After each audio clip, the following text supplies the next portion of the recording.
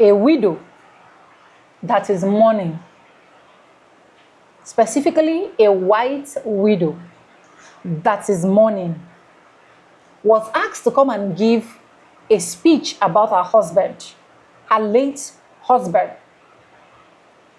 The first thing that this lady actually did that got a lot of people talking was to look all glammed.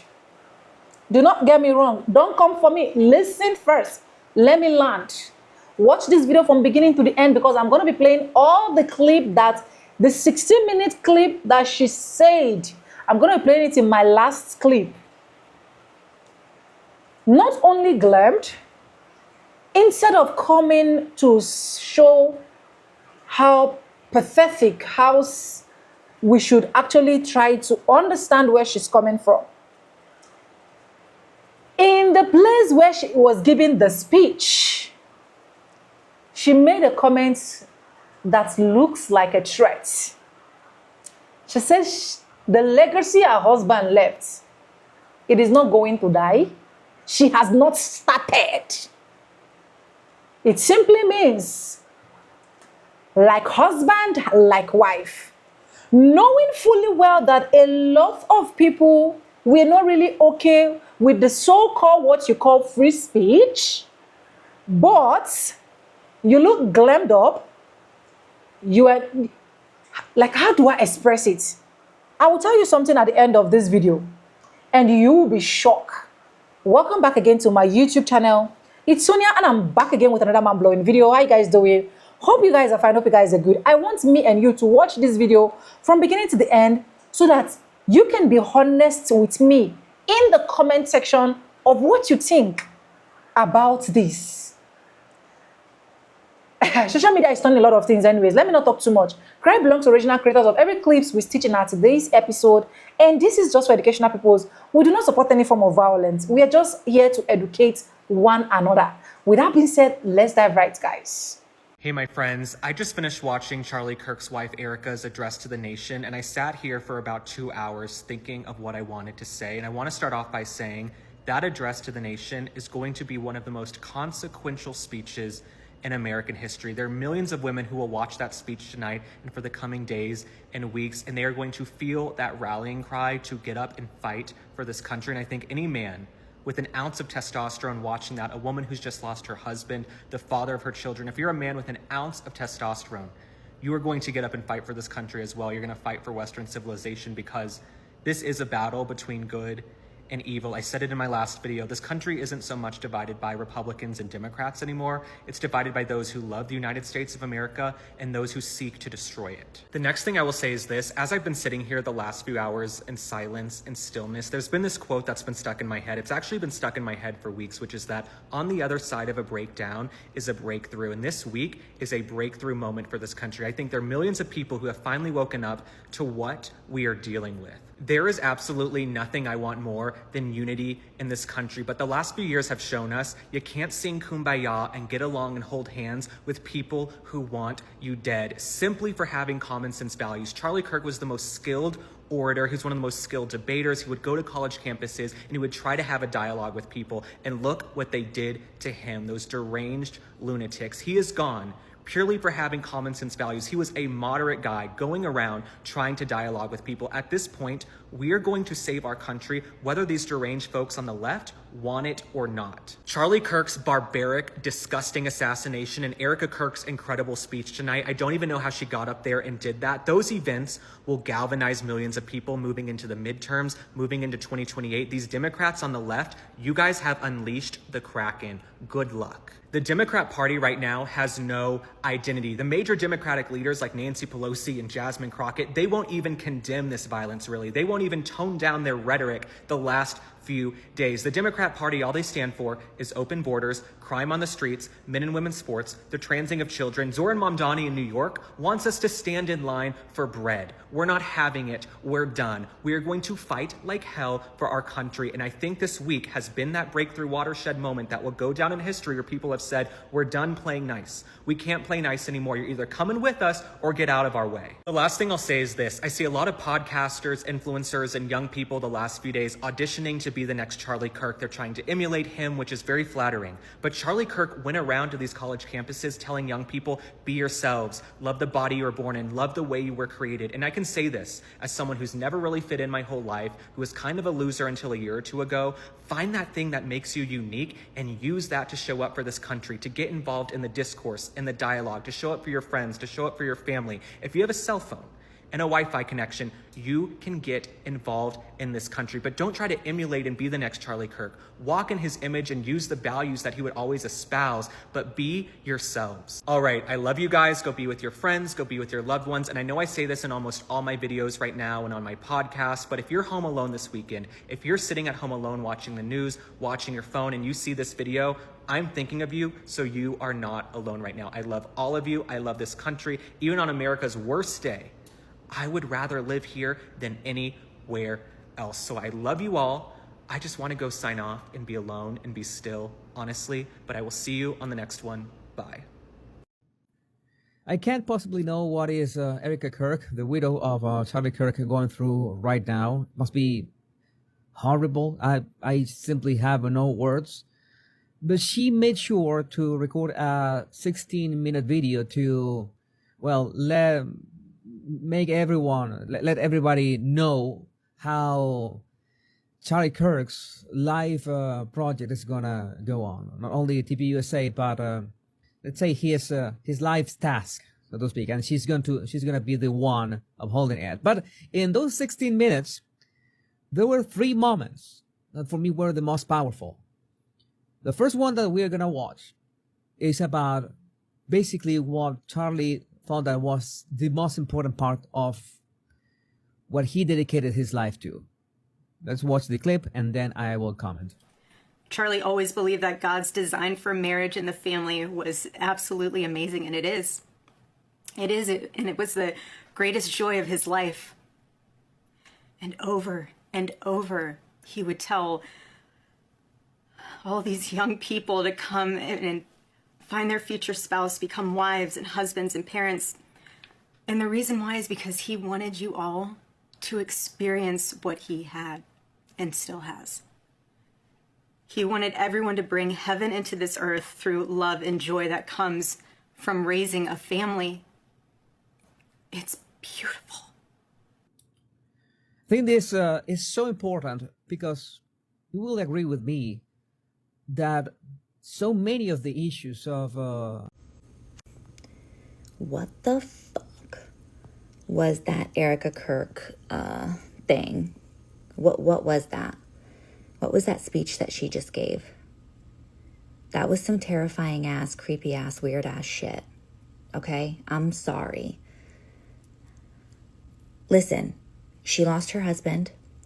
She lost the father of her children. I definitely can sympathize with that. And gosh, her children, that's horrible. Why isn't she with them right now? And why is she giving a speech in full face, like less than 2 days after her husband was like suddenly brutally murdered, like looking into the camera and like threatening us? Like, what is she doing? Why is she acting like we did it? Bitch, go to the fucking jail and talk to that guy. Like, why are you like staring into our souls and like you're coming for us? Like, what? She's clearly being exploited by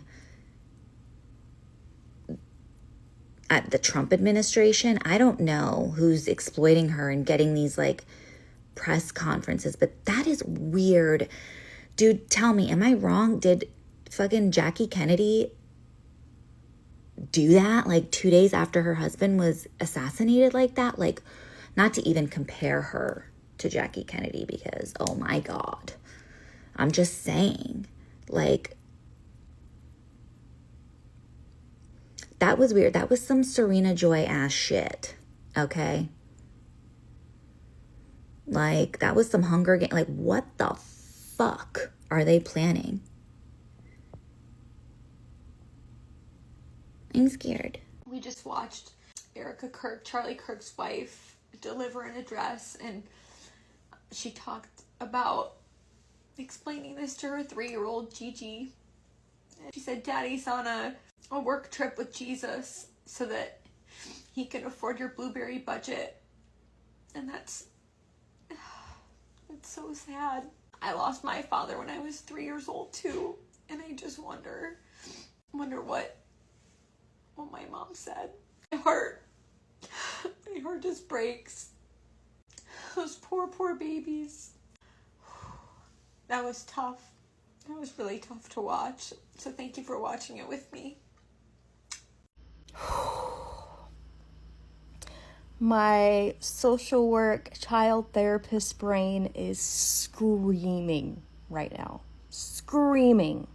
So Charlie Kirk's widow just made a speech, which honestly, kudos to her for being able to do that 2 days after. And that I'm sure took a lot of strength, and I really do feel for her and her kids. I really do. Like, he was a horrible person, but I keep saying no one should die like that, and they shouldn't have to lose a dad and a husband, you know. But, oh my God. During the speech, she said that she told her kids that Daddy's on a work trip with Jesus. He's on a work trip with Jesus. I am not one to judge someone's religion. Like, you can tell him that he wants to be with God, that's fine. But please tell them that he's dead. He's not coming back.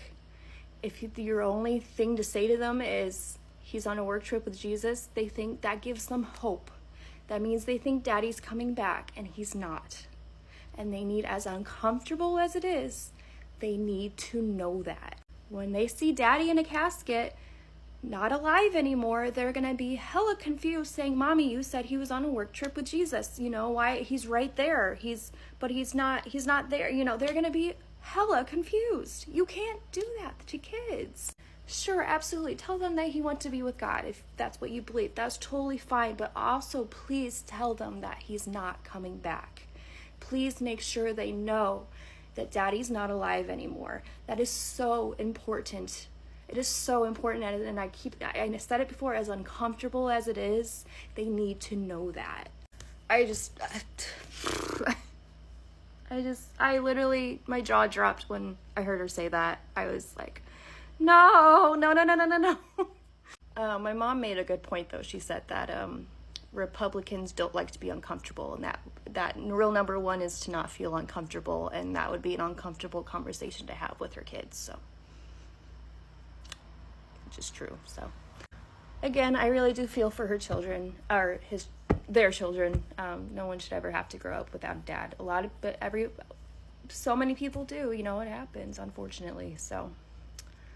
But anyway, that's my 2 cents. This was easily the hardest video that I ever had to watch. I could barely get through this. At first, when everybody was discussing, I thought they were exaggerating about how bad it was due to maybe their immense hatred for Charlie Kirk. But no, there was no exaggeration. I saw snippets of it on TikTok. The snippets that I watched wasn't that bad. But then I watched this one video and I could swear I thought it was AI. I thought the person edited it just to make this video look horrible. But no, I went to watch the whole video on YouTube. And that was the actual clip. I remember when Kobe died back in 2020. I was sad, and many other people were sad about this death. And I think the person that was the most sad was Vanessa Bryant. He seemed like a very loving father, was taking his daughter to a basketball game. And she did not speak to the public 48 days after. They gave her a month to speak to the public. And still, she was not ready to do that interview. And nobody thought it wasn't genuine. If you were to compare the gruesomeness of Kobe and Charlie's death, one was on video and one wasn't. And she probably saw it in person as well. I don't know about you guys. If you lose somebody very close to you, especially your spouse, I'm pretty sure you can't pay that individual any sort of money to get a word out of them for at least a few weeks. She seemed like she was very ready for this interview. Very professional, talking about how the president loved him and how he loved the president. Just very off. Go watch it for yourself. Either he was a horrible husband or this thing was planned.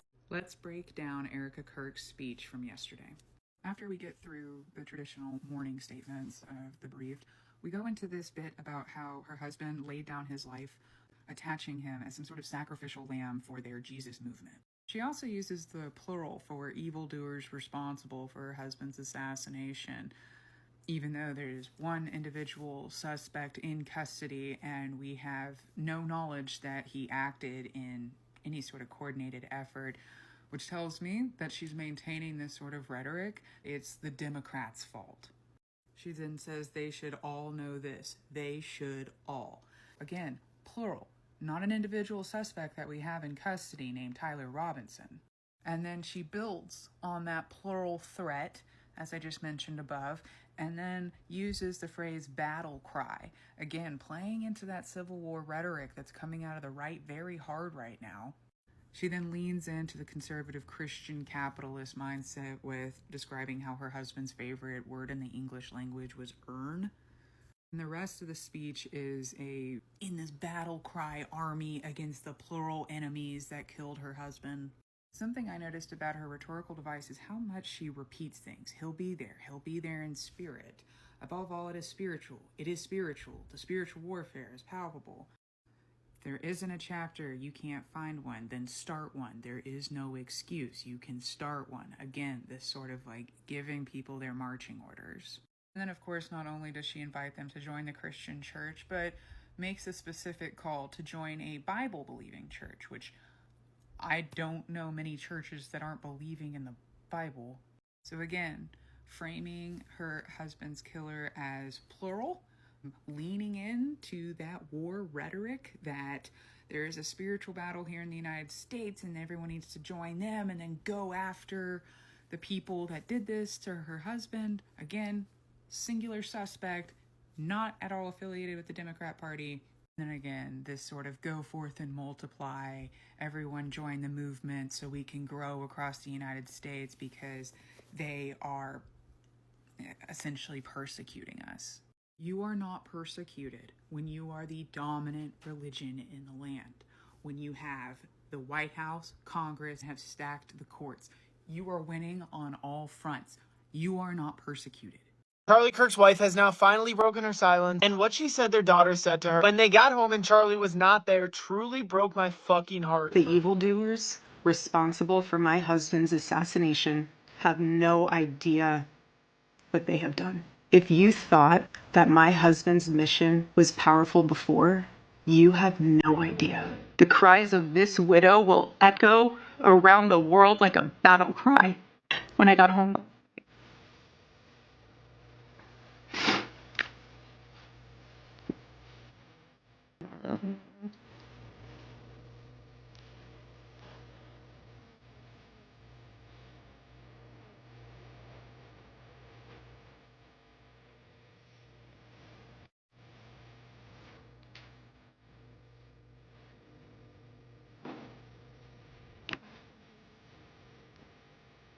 don't you worry.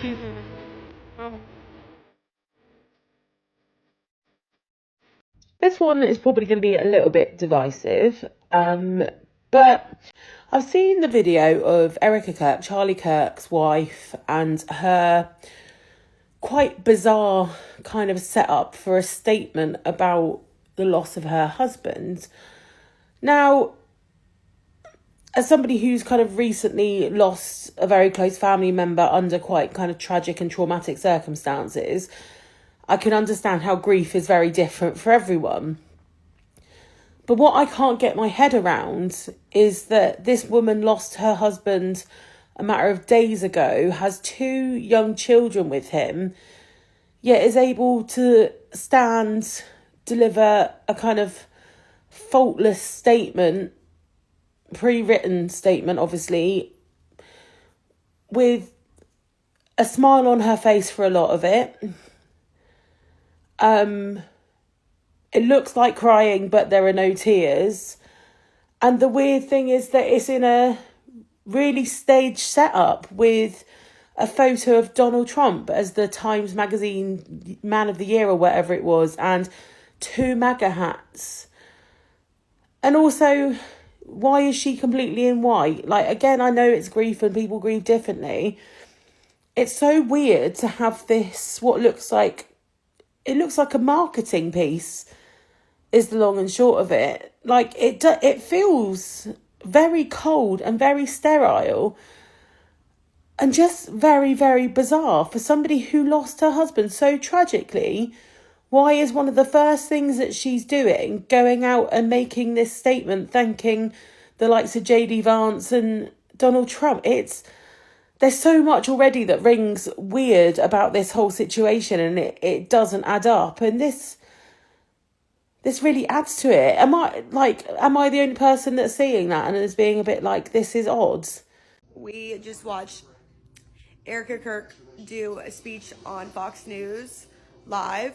It was beautiful. If you have not seen it, go watch it.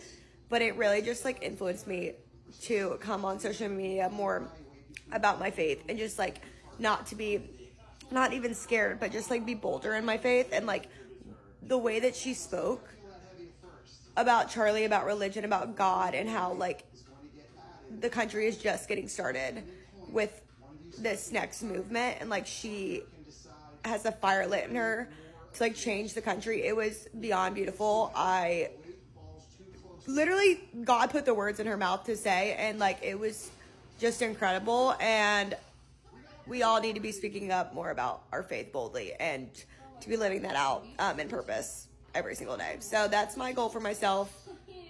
I just am in awe, truly. So Erica Kirk, Charlie Kirk's wife, got on this stand and made her own remarks in regards to how she feels about the situation, whatever, and she's stating some crazy things. When you look into this woman's eyes and you look into her body posture and how she was just speaking, and then she said they will not be able to silence him. So when you go and watch his last video before he got killed, or what they're calling assassinated, because this is their MLK, this is their Huey P. Newton, this is their, you know what I'm saying, this is their leader, okay? This is their person who they felt was their activist, right? I find it very crazy how he has become such a fucking major topic. Before he passed away, he was discussing Israel. You know what I'm saying? He was discussing Israel.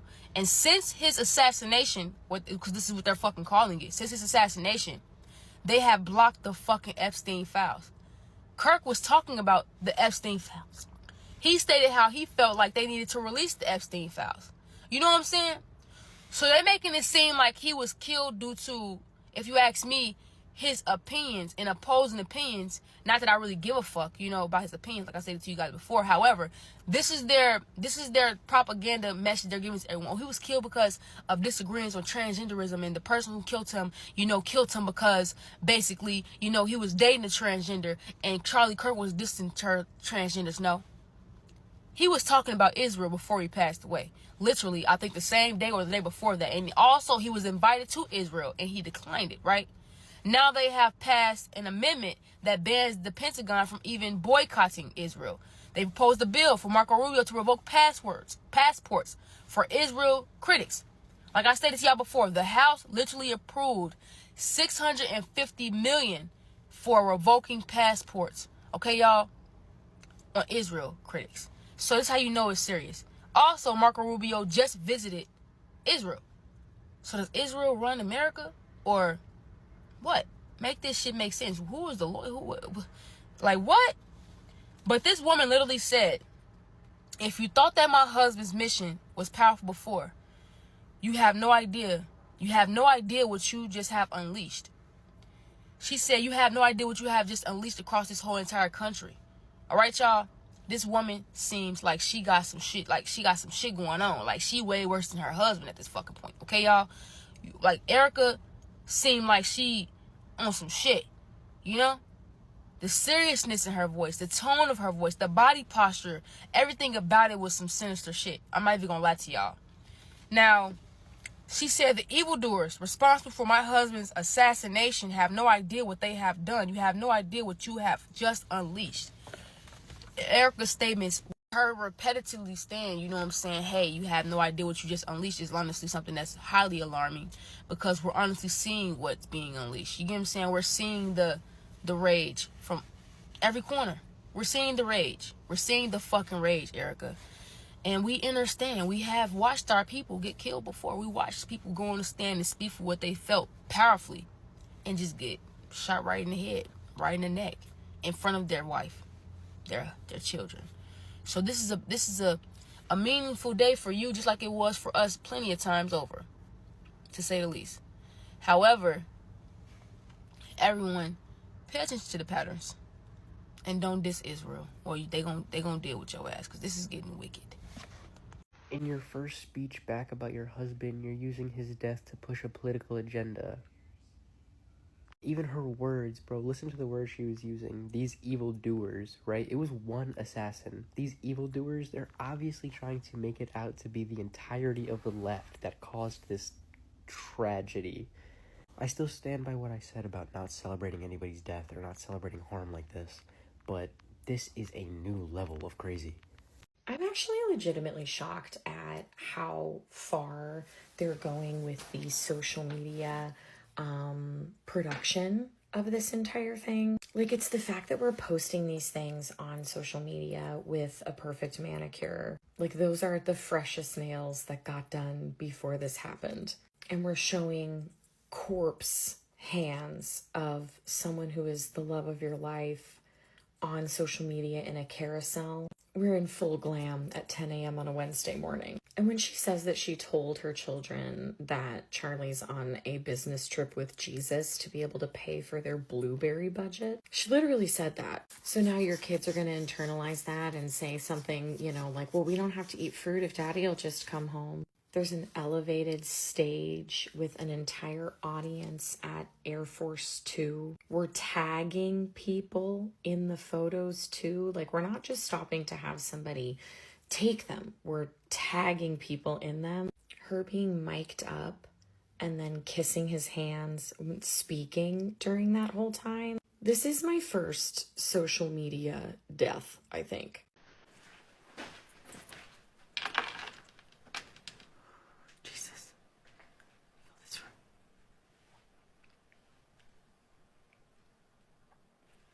Good evening.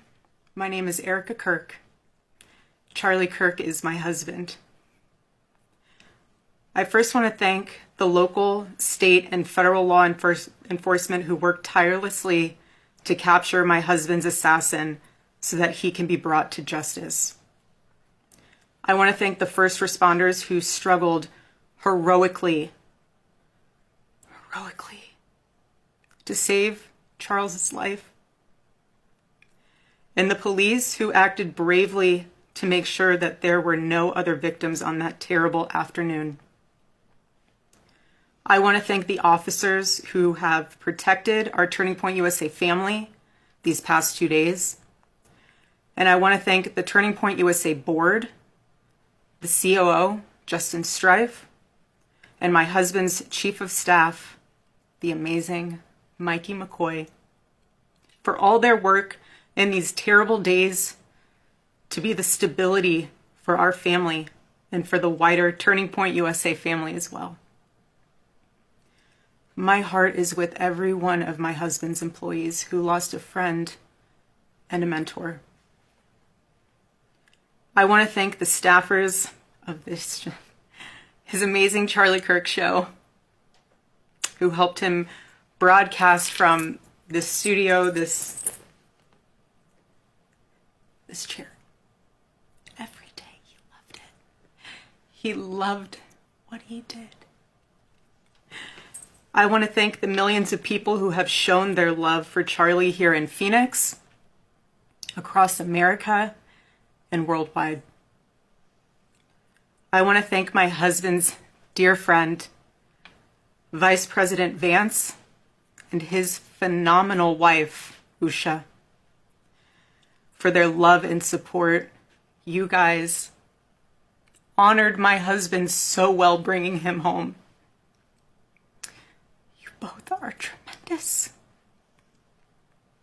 I want to thank President Trump and his incredible family for the same. Mr. President, my husband loved you. And he knew that you loved him too. He did. Your friendship was amazing. You supported him so well, as did he for you. 2 days ago, my husband, Charlie, went to see the face of his Savior and his God. Charlie always said that when he was gone, he wanted to be remembered for his courage and for his faith.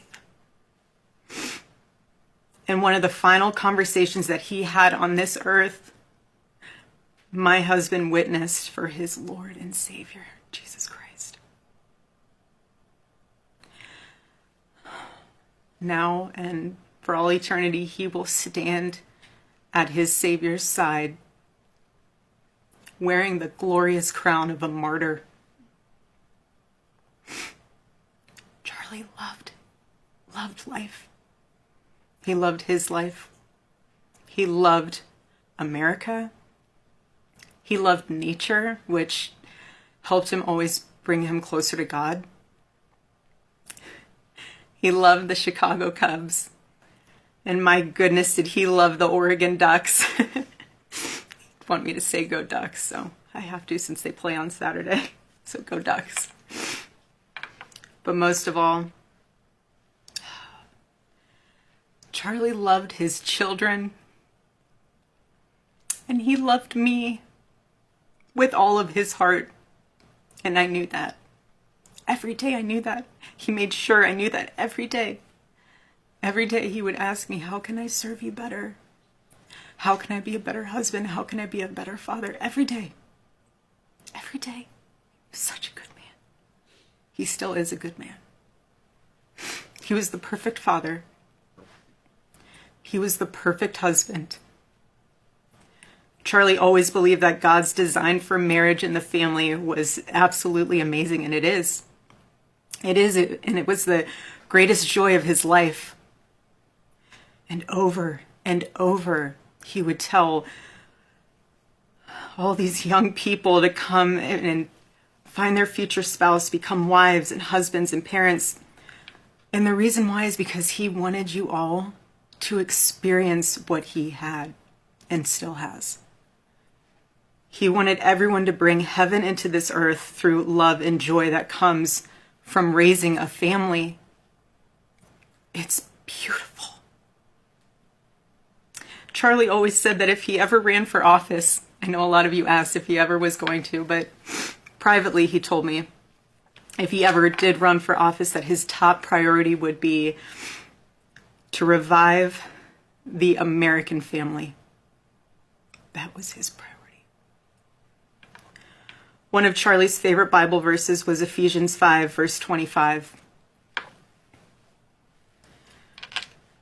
Husbands, love your wives as Christ loved the church and gave himself up for her. My husband laid down his life for me, for our nation, for our children. He showed the ultimate and true covenantal love. I will never, ever have the words to describe the loss that I feel in my heart. I honestly have no idea what any of this means. I know that God does, but I don't. But Charlie, baby, I know you do too. I know you do. So does our Lord. And our world is filled with evil. But our God, you guys, our God is so good. He's so incredibly good. And we know that for those who love God, all things work together for good, for those who are called according to his purpose. Already I have seen the worldwide outpouring of love for my husband. I've heard the testimonies from people my husband inspired to get married, to start families, to seek out a relationship with God. It's the most important one of all.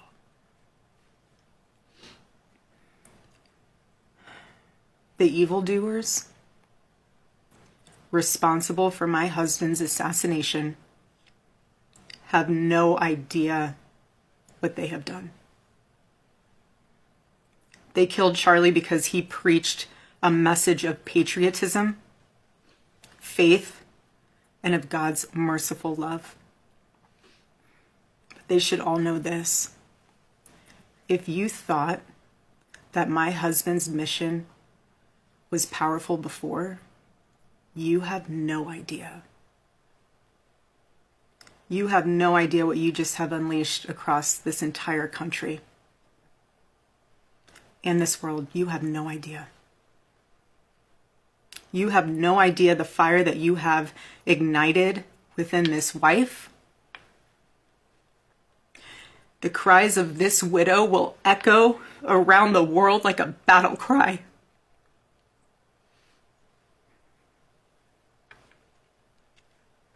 To everyone listening tonight across America, the movement my husband built will not die. It won't. I refuse to let that happen. It will not die. All of us will refuse to let that happen. No one will ever forget my husband's name, and I will make sure of it. It will become stronger,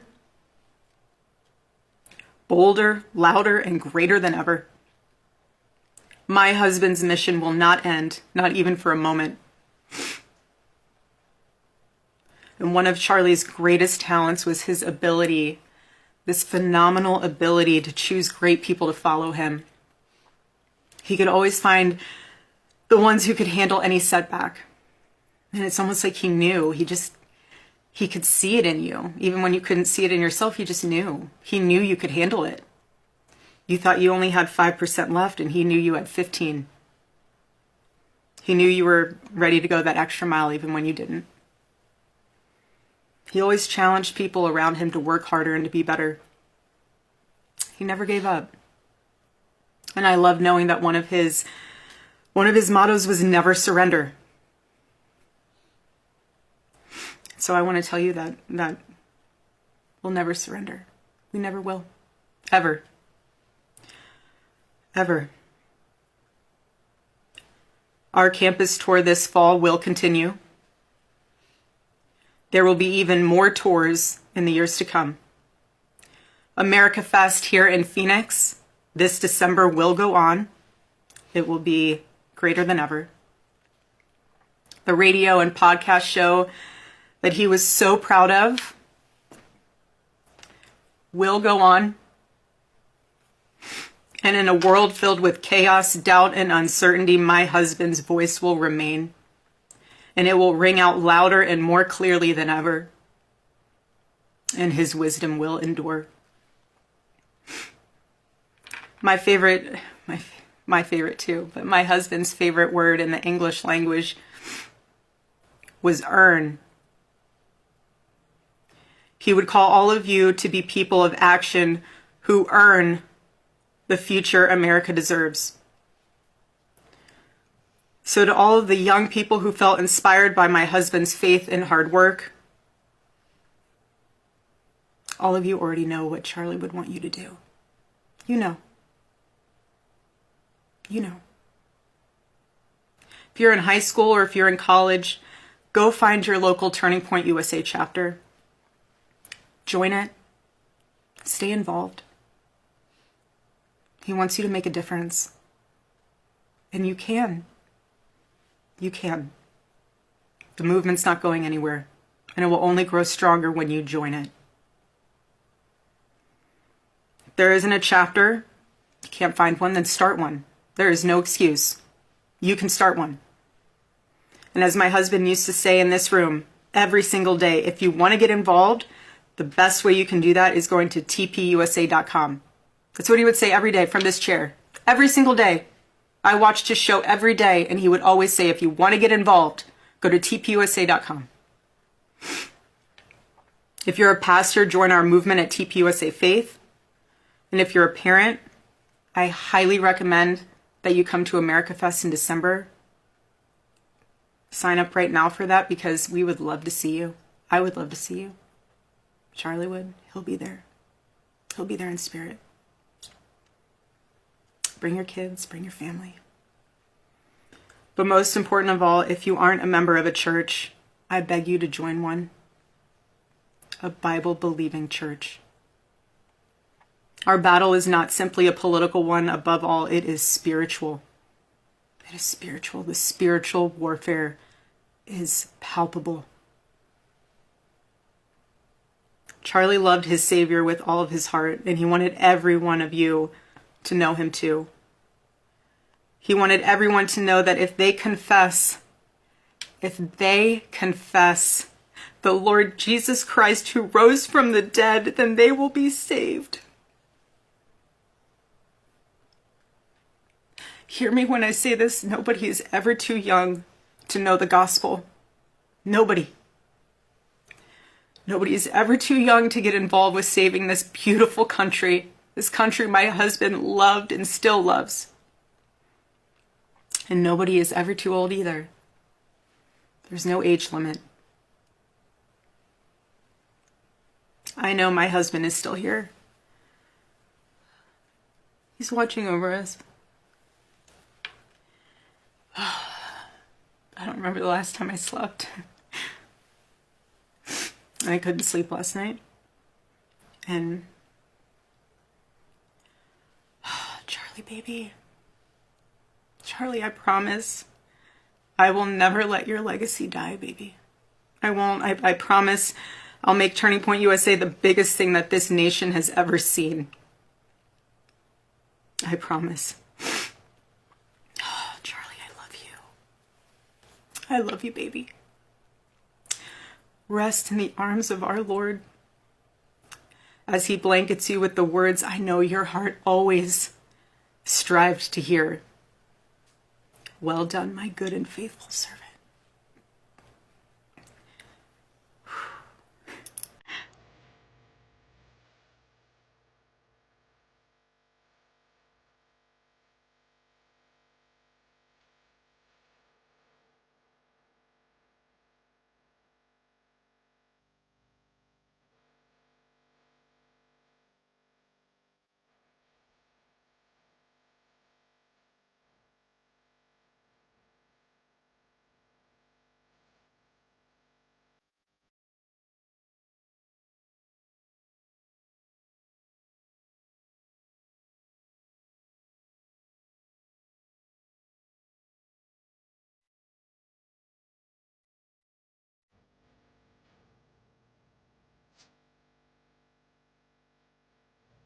Doing what you always want to do, baby. Making heaven crowded, right? That's what it's all about. Making heaven crowded. I can't wait to see you again one day. Thank you all again who love my husband, who supported him, who wrote him an email every single day during his radio show. He read all of them. All of them.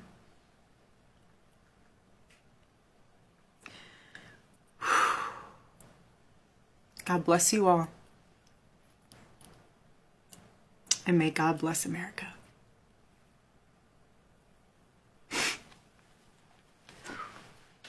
Now that you've watched that clip, now that you've seen that clip, now that you have witnessed the clips from beginning to the end and you've heard from other people's perspective, what is your honest opinion in the comment section? Now let's talk about the African way of mourning, and I am not relating this to the American ways of mourning, right? Every single person have their own ways and tradition.